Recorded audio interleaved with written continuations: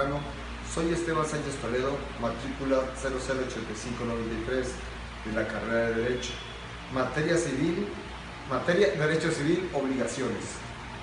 Empecé la semana reconociendo qué es un acto o hecho jurídico, su clasificación y en qué encuadran dentro de las distintas obligaciones jurídicas existentes, que son fuente de las obligaciones, que son actos jurídicos y hechos jurídicos, que son atribuibles al hombre, pueden ser voluntarios e involuntarios, y el acto jurídico reside en la voluntad de su autor o autores encaminada directamente a las consecuencias jurídicas que constituyen su objeto. Conocidos motivos por los que un acto jurídico puede ser nulo o inexistente.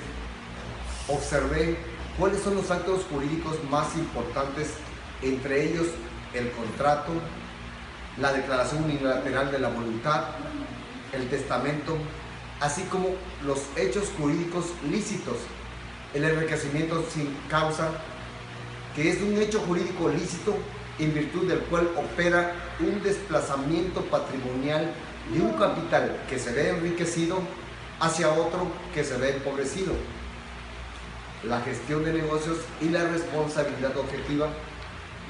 Después estudié los hechos jurídicos ilícitos existentes en las obligaciones, como la responsabilidad civil subjetiva, el concepto y sus elementos, y la también llamada teoría de la culpa.